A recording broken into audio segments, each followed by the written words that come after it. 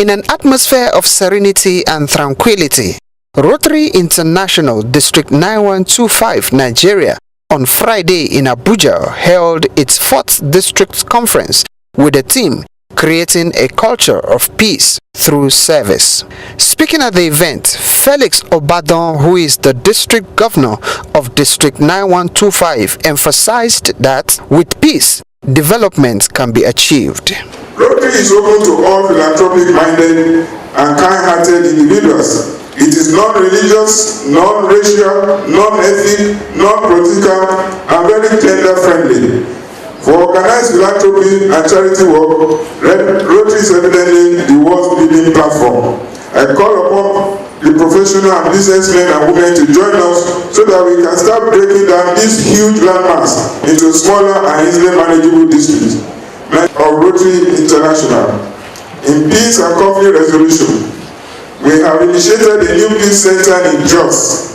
This initiative is being done in partnership with Plateau State Government. Many clubs have initiated peace forum where issues relating to maintenance of peace and communities are discussed as suggestion and profile. Sharing from his wealth of experience and leadership background, Sanaya Araya from Ethiopia, who represented the president of Rotary International, Sakuyi Tanaka, lamented on the nonchalant attitude of African leaders who pay less attention to the cry of their citizens. If we start talking about the impediments of peace, what do you think will we say? Do we say that Africa has no natural resources to improve its livelihood and that there are so many poor people around? Or do you agree, with due respect to our African politicians, it is bad governance? Our politicians, leaders in the government do not care for their people.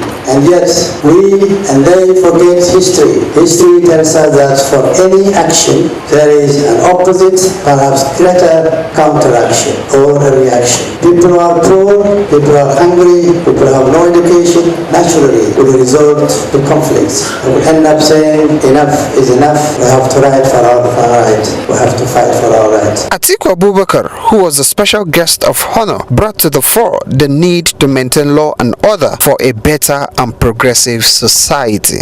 How can we hope to maintain law and order for societal progress if the very state officials tasked with enforcing the law are themselves slaughtered at will?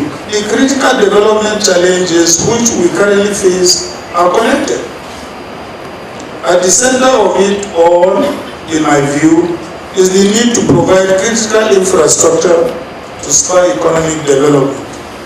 We need massive investments in power, roads, bridges, ports, schools, hospitals, and transportation.